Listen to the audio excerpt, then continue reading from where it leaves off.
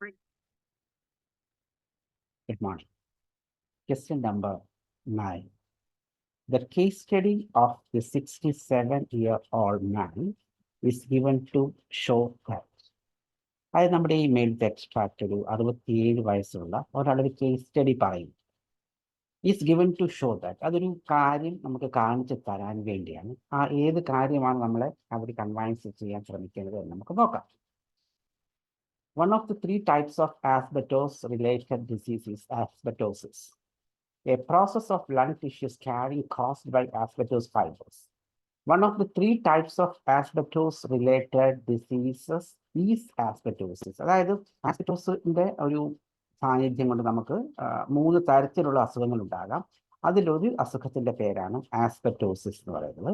അതെന്തെന്ന് ചോദിച്ചു കഴിഞ്ഞാൽ a process of lung tissue scarring caused by asbestos fibers. Asbestos fibers മുഖേന നമ്മുടെ ലങ് ടിഷ്യൂവിൽ ഉണ്ടാകുന്ന മുറിവുകൾ, സ്കാറിങ്, പാടുകൾ, അതായത് മുറിവ് ഉണ്ടാകുന്ന ആ പാടുകൾ, ഈ ഒരു അവസ്ഥയെയാണ് നമ്മൾ എന്ത് പറയുന്നത്, ആസ്ബെറ്റോസിസ് എന്ന് പറയുന്നത്. The symptoms of asbestos usually include slowly progressing shortness of breath and cough. ഇനിയിപ്പോൾ ഇതിൻ്റെ ഒരു സിംറ്റംസ് നമ്മൾ പരിശോധിക്കുകയാണെങ്കിൽ slowly progressing shortness of breath, അതായത് തുടക്കത്തിൽ ഭയങ്കരമായിട്ട് ശ്വാസതടസ്സം ഉണ്ടാവുകയില്ല. സ്ലോലി പ്രോഗ്രസിങ്, കാലക്രമേണ ആ ശ്വാസതടസ്സത്തിന്റെ അളവിങ്ങനെ കൂടി വരുന്നതിനാണ് slowly progressing shortness of breath എന്ന് പറയുന്നത്. അതുകൂടാതെ എന്തുണ്ടാവും, ആൻഡ് കഫ്, ചുമയും അതിനകത്ത് ഉണ്ടാകാറുണ്ട്. Often 20 to 40 years after exposure. ഈ ഒരു അസുഖം ഉണ്ടാകുന്നത് എപ്പോഴാണ്, ഒരു 20 മുതൽ 40 വർഷങ്ങൾക്ക് ശേഷം. ഫോർ എക്സാമ്പിൾ, നിങ്ങൾ ഇന്ന് എക്സ്പോസ്ഡ് ആയി, ഭയങ്കര ഈ ആസ്ബെറ്റോസ് ഫൈബേഴ്സായിട്ട് എക്സ്പോസ്ഡ് ഇന്നാണ് ആകുന്നതെങ്കിൽ ഒരിക്കലും നിങ്ങൾക്ക് നാളെയോ നാളത്തെ കഴിഞ്ഞോ എന്ത് വരില്ല, ഈ അസുഖത്തിന് ലക്ഷണങ്ങളോ അസുഖങ്ങളോ വരില്ല. ആ ലക്ഷണങ്ങൾ വരണമെന്നുണ്ടെങ്കിൽ മിനിമം ഒരു 20 വർഷം അല്ലെങ്കിൽ 40-ഓളം വർഷങ്ങൾക്ക് ശേഷമായിരിക്കും നമുക്ക് അതിൻ്റെ ഒരു സിംറ്റംസ് പുറത്തു വരുന്നത്.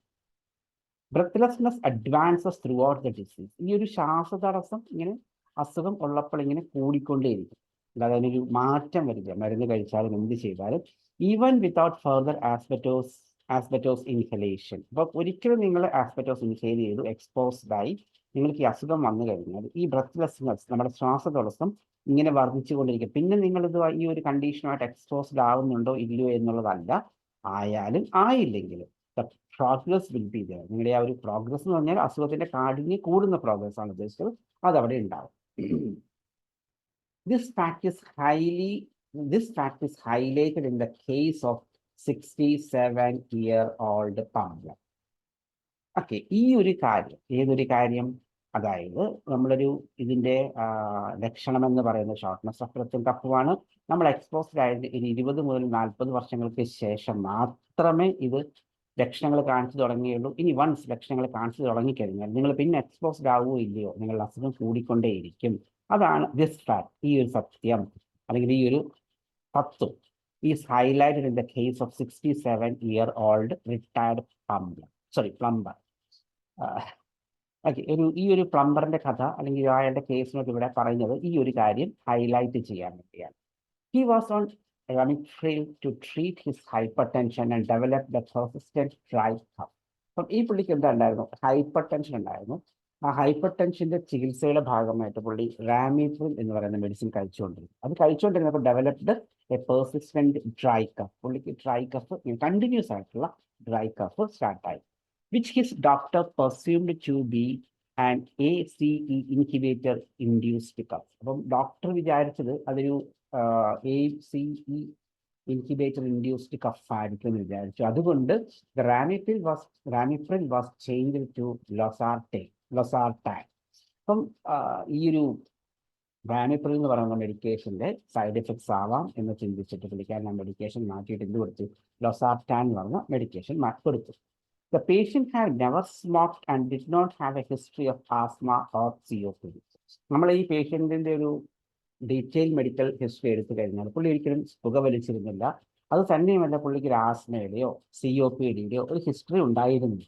His cough worsened and he complained of breathlessness on exertion. അതായത് അവന്റെ ആ ചുമ ഇങ്ങനെ കൂടിക്കൊണ്ടിരുന്നു. ഇനി എന്തെങ്കിലും ഒരു കായിക അധ്വാനം എക്സേർഷൻ ചെയ്ത് കഴിഞ്ഞാൽ എന്ത് വരുന്നു, ശ്വാസതടസ്സം കാര്യമായി ഉണ്ടാവുകയും ചെയ്യുന്നു. In view of this history and the fact that he was a non-smoker, he was referred for a chest X-ray and to the local respiratory physician.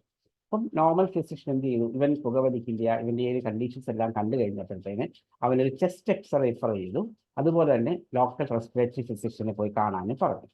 His doctor was surprised to learn that the patient has asbestos. അപ്പോൾ chest x-ray എടുത്തപ്പോൾ അവർക്ക് മനസ്സിലായ ഒരു കാര്യം എന്താണെന്ന് വെച്ചിട്ടുണ്ടെങ്കിൽ the doctor was surprised to learn that ആ ഒരു കാര്യം മനസ്സിലാക്കിയപ്പോൾ ഡോക്ടർ അത്ഭുതപ്പെട്ടു that he has asbestosis.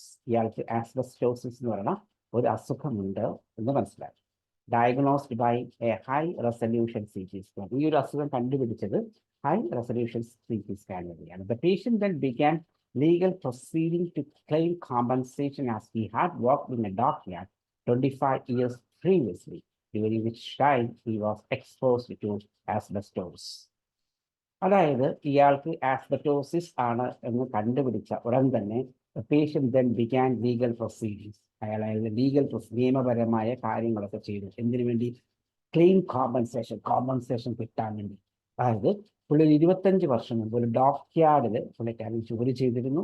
ആ ജോലിയുടെ ഭാഗമായിട്ട് പുള്ളി ആസ്ബറ്റോസുമായിട്ട് എക്സ്പോസ്ഡ് ആയി. അപ്പൊ അങ്ങനെ എക്സ്പോസ്ഡ് ആയതിനു ശേഷം ഇത്രയും കാലങ്ങൾക്ക് ശേഷമാണ് പുള്ളിക്കാരന് ഈ രോഗലക്ഷണങ്ങൾ കണ്ടു തുടങ്ങിയത്. അതുകൊണ്ട് അയാൾ എന്ത് ചെയ്തു? പുള്ളിക്കാരൻ ആ ഒരു കമ്പനിക്കെതിരെ ലീഗൽ പ്രൊസീഡിങ്സ് സ്റ്റാർട്ട് ചെയ്തു. അപ്പം ഈ എക്സ്ട്രാക്റ്റബിൾ നിങ്ങൾക്ക് ഒരു ഐഡിയ കിട്ടിയിട്ടുണ്ട്. നമുക്ക് ക്വസ്റ്റ്യൻ ഒന്നും കൂടെ വായിക്കാം. The case study of the 67-year-old man is given to show that. ഈ ഒരു 67-year-old മാൻ്റെ കേസ് സ്റ്റഡി ഇവിടെ എന്തിനാണ് കാണിച്ചിരിക്കുന്നത്?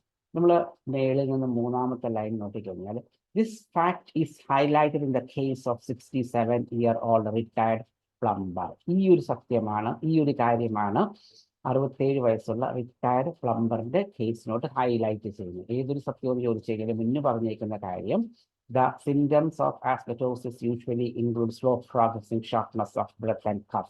അതായത് ആസ്ബറ്റോസിസ് എന്ന് പറയുന്ന അസുഖത്തിന്റെ സിംറ്റംസ്, ലക്ഷണങ്ങൾ എന്ന് പറയുന്നത് കാലക്രമേണ പുരോഗമിക്കുന്ന ശ്വാസതടസ്സവും ചുമയുമാണ്. Often 20 to 40 years after exposure. ഈ അസുഖം നമുക്ക് തുടങ്ങുന്നത് ഏകദേശം ഒരു 20 മുതൽ 40 വർഷങ്ങൾക്ക് ശേഷമായിരിക്കും. Breathlessness advanced throughout the disease even without further asbestos inhalation. അതായത് ഒരിക്കലും നിങ്ങൾ എക്സ്പോസ്ഡ് ആയി രോഗം പിടിപെട്ട് കഴിഞ്ഞാൽ പിന്നെ നിങ്ങൾ അത് ആ ഒരു അറ്റ്മോസ്ഫിയറിൽ എക്സ്പോസ്ഡ് ആവണം നിർബന്ധമൊന്നുമില്ല, ഓട്ടോമാറ്റിക്കലി അസുഖം കൂടിക്കൊണ്ടേയിരിക്കും. അതായത് ഈ പറയുന്ന കാര്യങ്ങളൊക്കെയാണ് ഈ ഒരു കേസ് സ്റ്റഡിക്ക് വേണ്ടി എന്തൊക്കെയാണ് ഹൈലൈറ്റ് ചെയ്തതെന്ന് ചോദിച്ചു കഴിഞ്ഞാൽ ഹൈലൈറ്റ് ചെയ്തിരിക്കും. ഇനിയിപ്പോൾ നമുക്ക് എന്ത് ചെയ്യാം? ആൻസറിലേക്ക് ഒന്ന് പോകാം. ഓപ്ഷൻ എ പറയുന്നത് smoking is unrelated to a diagnosis of asbestosis. ആസ്ബറ്റോസിന്റെ ഡയഗ്നോസിൽ സ്മോക്കിംഗ് വലിയ പങ്കൊന്നും വഹിക്കുന്നില്ല. ഇവിടെ സ്മോക്കിങ്ങിനെ പറ്റി പറയുന്ന അയാൾ സ്മോക്ക് ചെയ്തിരുന്നില്ല എന്ന് മാത്രമല്ലാതെ സ്മോക്കിംഗ് കൊണ്ട് ഈ അസുഖത്തിന് ഡയഗ്നോസിനെ പെട്ടെന്ന് കണ്ടുപിടിക്കാൻ പറ്റുമെന്നോ സ്മോക്കിംഗ് ഇല്ലെങ്കിൽ കണ്ടുപിടിക്കാൻ പറ്റത്തില്ലെന്നോ അങ്ങനെ ഒരു കാര്യം ഇവിടെ പറയാത്തത് കൊണ്ട് നമ്മൾ എന്ത് ചെയ്യുന്നു? എ എന്ന് പറയുന്ന ഓപ്ഷനെ എലിമിനേറ്റ് ചെയ്യുന്നു, ബിയിലേക്ക് പോകുന്നു. Doctor should be able to diagnose asbestosis early. Doctor തീർച്ചയായിട്ടും ആസ്ബറ്റോസിസ് എന്ന് പറയുന്ന അസുഖം നേരത്തെ കണ്ടുപിടിക്കാനായിട്ട് കഴിയും. അതായത് ഡോക്ടർമാർക്ക് ആസ്ബറ്റോസിസ് എന്ന് പറയുന്ന അസുഖം വളരെ നേരത്തെ കണ്ടുപിടിക്കാൻ കഴിയണം. ഇവിടെ ഓൾറെഡി പറഞ്ഞിട്ടുണ്ട് ഈ അസുഖം വന്നു കഴിഞ്ഞാൽ ഏകദേശം 20 മുതൽ 40 വർഷങ്ങൾക്ക് ശേഷം മാത്രമേ സിംറ്റംസ് പുറത്തേക്ക് വരികയുള്ളൂ എന്നിവിടെ പറയുന്നുണ്ട്. അത് വെച്ച് നോക്കുമ്പം ഡോക്ടേഴ്സിന് എന്ത് ചെയ്യാൻ പറ്റില്ല? ഈ അസുഖം നേരത്തെ കണ്ടുപിടിക്കാനായിട്ട് സാധിക്കത്തില്ല. അപ്പൊ നമുക്ക് എന്ത് ചെയ്യാം? ബി എന്ന് പറയുന്ന ഓപ്ഷനും നമുക്ക് വെട്ടിക്കളയാം. ഇനി the time for exposure is to disease may cause delayed diagnosis. The time of exposure to disease may cause the time from exposure to disease may cause delayed diagnosis. അതായത് ഈ ഒരു എക്സ്പോഷറിൽ നിന്ന് ഈ രോഗത്തിലേക്കുള്ള ദൂരം എന്ന് പറയുന്നത് എന്താണ്? വളരെ വലുതാണ്. അതായത് ഇവിടെ രണ്ടാമത്തെ വരി നോക്കിക്കഴിഞ്ഞാൽ often 20 to 40 years after exposure ആണ് അല്ലെ മേ കോസ് ഡിലേഡ് ഡയഗ്നോസിസ്. അതായത് ഈ ഒരു അസുഖം നമ്മൾ എക്സ്പോഷറിന് ശേഷം ഒരുപാട് കാലങ്ങൾക്ക് ശേഷമാണ് സിംറ്റംസ് ഒക്കെ കാണിച്ചു തുടങ്ങുന്നത്. അതുകൊണ്ട് എന്ത് പറ്റും? ഇതിന്റെ ഡയഗ്നോസിസ് വളരെ ഡിലേ ആവും. ശരിക്കും ആ കാര്യം ഇവിടെ പറഞ്ഞിട്ടുണ്ട് അല്ലേ? അതായത് പുള്ളിക്കാരൻ 25 വർഷങ്ങൾക്ക് ശേഷമാണ് ആ സിംറ്റംസ് വന്നത്. അപ്പോൾ കേസ് കൊടുത്തത് 25 വർഷങ്ങൾക്ക് ശേഷമാണ്. അപ്പം ഇവിടെ ഇയാളുടെ ഈ കേസിനോട്ട് ഹൈലൈറ്റ് ചെയ്തിരിക്കുന്ന എന്തിനു വേണ്ടിയാണ്? ഒരു നല്ല ഡിലേ ഉണ്ട് ഈ എക്സ്പോഷറായി രോഗത്തിലേക്ക് എത്താനായിട്ട് ഒരുപാട് താമസമുണ്ട്. അതുകൊണ്ട് ഡയഗ്നോസും ഓട്ടോമാറ്റിക്കലി ഡിലേ ആകും. അല്ലേ? ക്ലിയർ? എന്നാൽ നമുക്ക് ഡി ഓപ്ഷൻ കൂടെ നോക്കാം. Patient must provide full employment history details to this doctor, to the doctor. അങ്ങനെ ഒരു കാര്യം എവിടെയെങ്കിലും ഹൈലൈറ്റ് ചെയ്യുന്നുണ്ട് ഈ ഒരു കേസ് നോട്ട്?